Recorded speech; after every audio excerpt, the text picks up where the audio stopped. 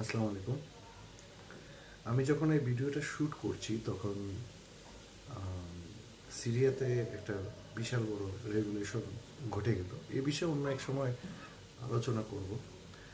আজকে যে বিষয়টা নিয়ে আসলে আমি আলোচনা করতে চাচ্ছি সেটা হচ্ছে আজকের যে ভিডিওর আমার মেইন থিম সেটা হচ্ছে পলিটিক্যাল হিপনোটাইজেশন বা হিপনোটাইজেশন অফ পলিটিক্স, যেটাকে আমরা বলি।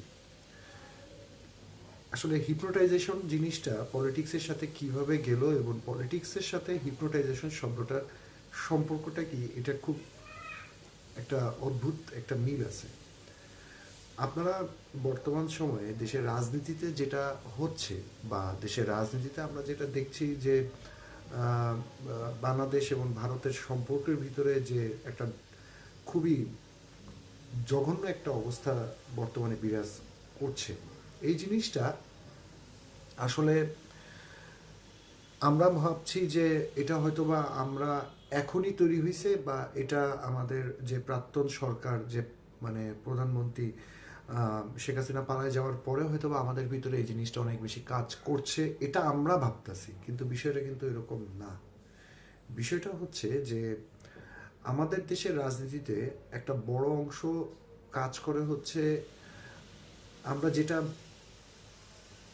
একটা ট্রেন্ডে চলে, বা আমরা যদি বলি যে একটা সোশ্যাল ট্রেন্ডিংয়ের ভিতরে চলে, তখন আমরা সেটাকেই মনে করি যে ওইটা অনেক বেশি কাজ করে, বা ওইটা অনেক বেশি আমাদেরকে বলা যায় যে অনেক বেশি ফোর্স করে যে কোনো পলিটিক্যাল কমপ্লেইন করার জন্য বা একটা স্টেটমেন্ট দেওয়ার জন্য।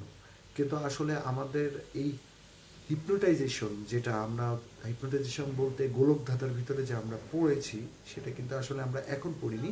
সেটা 2000 মানে যখন আপনার আওয়ামী লীগ সরকার 16 বছর ক্ষমতায় ছিল, ওই সময় আমরা এই হিপনোটাইজেশনের ভিতরে কিন্তু আমরা ইনভলভ হয়েছি। আমি বিষয়টা একটু পরিষ্কার করে বলি, তাহলে আপনাদের একটু বুঝতে সুবিধা হবে যে আমরা যে রাজনীতিটাকে দেখছি, যে ইন্ডিয়ার সাথে যে আমাদের যে একটা সম্পর্ক খারাপের জায়গাটা, সেই জায়গাটা আসলে তৈরি করা হয়েছে, কিন্তু আসলে এটা 16 বছর ধরে আমাদেরকে বিভিন্ন হিপ্নোটাইজ করা হয়েছে। ইন্ডিয়া তাদের যে নীতি, সেই নীতিটাকে এমনভাবে ইনজেক্ট করেছে যে সে ইনজেক্টেবল জায়গা থেকে আমরা এই জিনিসটা একটা ভারতের সাথে যে আমরা একটা দ্বন্দ্বে আমরা জড়ায় যাচ্ছি, বা আমরা ভারতকে যেভাবে দেখছি, যদিও আজকের এই আলোচনাটাতে হয়তো বা অনেক বিতর্ক তৈরি হইতে পারে, আমার কথা অনেকের কাছে ভালো নাও লাগতে পারে, কিন্তু এটা সত্য কথা যে ভারতের সাথে সম্পর্ক যদি আপনি খারাপ করতে চান, তাহলে সেটা খুব একটা আমার দেশের জন্য ভালো হবে না। একটা দেশের রাজনীতিতে সবচেয়ে বড় ইম্প্যাক্ট হচ্ছে হোম অ্যাফেয়ার এবং ফরেন অ্যাফেয়ার, অর্থাৎ স্বরাষ্ট্রনীতি এবং পররাষ্ট্রনীতি। সে আব্রাহাম লিঙ্কন যখন আমেরিকার মানে ডেমোক্রেসি চালু করছে, তখন থেকেই বলেন যে আমেরিকার যে ফরেন যে নীতিটা, সেই নীতিটা কিন্তু ওরা খুবই স্ট্রংভাবে কিন্তু ওরা পেট্রোনাইজ করে। ডক্টর মোহাম্মদ ইউনুস আসার পরে যে ওই নীতিটার উপরে ভিত্তি করে যে মানে ওরা যে মানে আমরা অনেকে ভাবছি, বা বর্তমান সময়ে ডক্টর মোহাম্মদ ইউনুস স্যারও উনি যদি ভেবে থাকে, উনি যথেষ্ট জানেন যে ওদের পররাষ্ট্রনীতি কখনো চেঞ্জেবল না। আপনি যদি মনে করেন যে এই যে ভারতে কংগ্রেস সরকার যারা আর কি, আপনারা একটা জিনিস খেয়াল করবেন, শেখ হাসিনা যখন এই দেশ থেকে পালায় যায়, সেদিন শেখ হাসিনা যে খুব সম্ভব ও দিল্লিতে যখন যায় আর কি, তখন কিন্তু কংগ্রেস প্রথম যে সাক্ষাৎটা করে সেটা করে হচ্ছে সোনিয়া গান্ধী এবং প্রিয়াঙ্কা গান্ধী এবং রাহুল গান্ধী, এরা তিনজন কিন্তু শেখ হাসিনার সাথে প্রথম দেখা করে। ভিডিও ফুটেজ উঠেলে আপনারা দেখতে পারবেন। তাহলে আমি যদি বলি যে এই যে বিজেপি সরকার থেকে কোনো রকমভাবে ওদের সাথে দেখা করার কোনো মানে শেখ হাসিনার সাথে যে একটা বৈঠক করবে, এরকম কোনো চিন্তা ভাবনা কিন্তু তখনও করেনি। এটাকে বলা হয় যে ফরেন অ্যাফেয়ার। আমাদের বাংলাদেশে কূটনীতিকভাবে আমরা অনেক দুর্বল, এটা বাস্তব সত্য কথা। এটার কারণটা হচ্ছে বিষয়টা এরকম দাঁড়ায় গেছে যে আমাদের দেশে কূটনৈতিকভাবে দুর্বল হওয়ার পিছনে একটা মেইন কারণ হচ্ছে, অনেকে অনেকভাবে আমাকে এখানে মন্তব্য করতে পারেন, আন্তর্জাতিক সম্পর্ক নামে একটা সাবজেক্ট ঢাকা ইউনিভার্সিটিতে পড়াশোনা করানো হয়। আমরা যখন আমাদের দেশ থেকে যখন বিসিএসে, আমি অবশ্যই ওরা ট্যালেন্টেড, এটা নিয়ে কোনো সন্দেহ নেই। নলে বলবেন যে আপনি কি বিসিএস পাস করছেন, আমি তো বিসিএস পাস করিনি, যদিও আমি 2বার বিসিএস দিয়েছি কিন্তু পাস করিনি।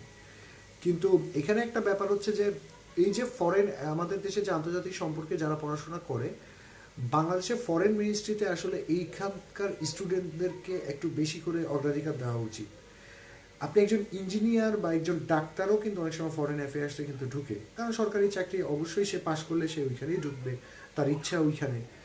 এটা আসলে আমার মনে হয় যে ভারত থেকে ক্ষতির দিকে নিয়ে যায়, যেটা বর্তমান প্রেক্ষাপটে আমরা দেখতে পাচ্ছি যে আমরা মানে ভারতের সাথে যে আমরা একতরফাভাবে আমরা বলছি যে ভারতের সাথে সম্পর্ক খারাপ করে আমরা মনে হয় না খুব একটা ভালো কিছু সামনে আগাইতে পারবো। দেখেন, একটা জিনিস মাথায় রেখেন, ভারত হচ্ছে বিশ্বের অনেক বড় দেশগুলোর ভিতরে একটা, এবং ওদের দেশে জনসংখ্যা এখন আনঅফিসিয়ালি, আমি সে কিছুদিন আগে একটা রিপোর্টে দেখলাম প্রায় 200 কোটি।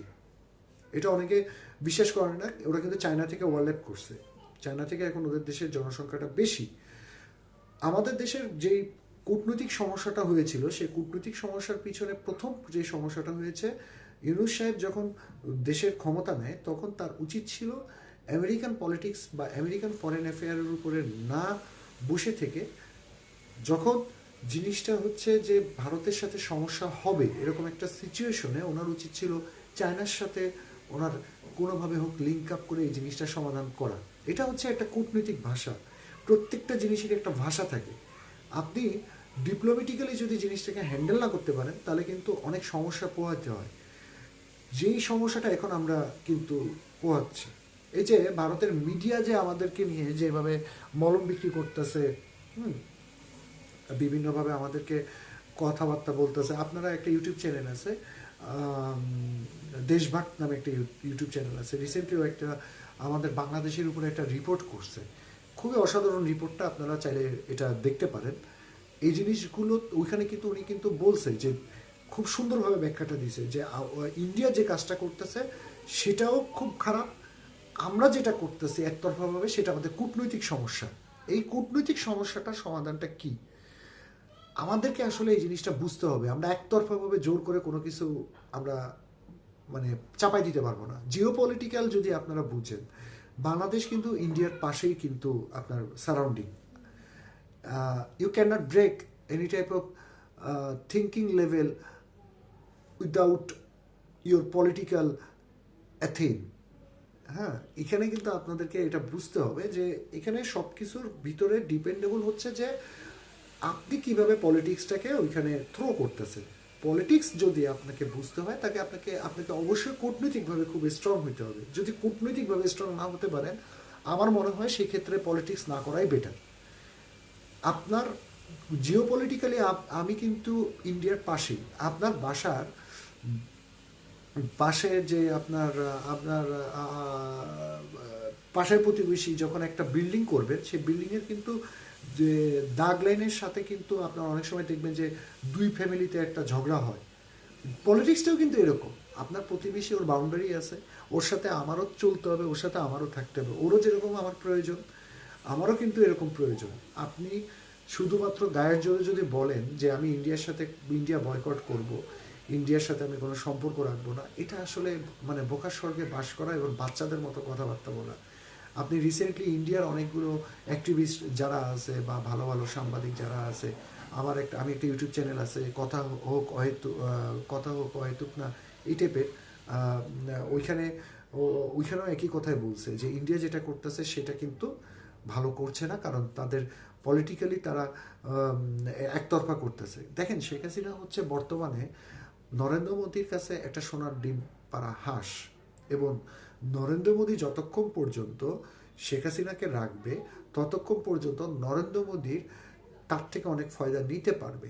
এটা সত্য কথা, কারণ হচ্ছে বিজেপি সরকার যতই হোক তার কাছ থেকে আর্থিক সহায়তা না পাইলে সে কিন্তু তাকে রাখবে না। এটা আপনাকে ভাবতে হবে। ইউনূস সাহেবের যেটা করা উচিত ছিল যে শেখ হাসিনাকে নিয়ে টানাটানি না করে ওনার ইন্ডিয়ার সাথে একটা বৈঠক করা উচিত ছিল, এবং সেটা খুব সুন্দরভাবেই করা যেত। উনি হয়তোবা প্রথম যে আমার যতটুকু মনে হয় নিউজ 24-এ মনে হয় খুব সম্ভব একটা ইন্ডিয়ান একটা চ্যানেলে, আমার ঠিক মনে পড়ছে না, উনি বলছিল যে 7 সিস্টার সমস্যায় পড়বে যদি বাংলাদেশের রাজনীতিতে কোনো রকমভাবে হ্যাম্পার হয়। এখন আপনি কথাটা বললেন, সবই মানলাম, কিন্তু আপনি ওই অনুযায়ী কিন্তু কাজটা করলেন না। তাহলে জিনিসটা কি দাঁড়ালো? জিনিসটা দাঁড়ালো যে আপনি আপনার রাজনৈতিক প্রজ্ঞাপন থেকে আপনি দূরে সরে আসতেছেন। এবং এই জিনিসটা আমার মনে হয় ইন্ডিয়ার রাজনীতির জন্য বা আমাদের রাজনীতির জন্য এটা খুবই খারাপ। সম্প্রতি মহারাষ্ট্রে যে ইলেকশনটা হয়েছে আপনারা খোঁজখবর নিয়ে দেখবেন ইন্ডিয়াতে, সেখানে কিন্তু বিজেপি খুব ভালোভাবে জিতছে। এটার কারণটা হচ্ছে যে ওখানে কিন্তু আওয়ামী লীগের কিন্তু একটা অংশের টাকা কিন্তু ইনভেস্ট হয়েছে। অনেকগুলো রিপোর্টের সোর্সে এটা বলতেছে কংগ্রেস কিন্তু সেখানে জিততে পারেনি।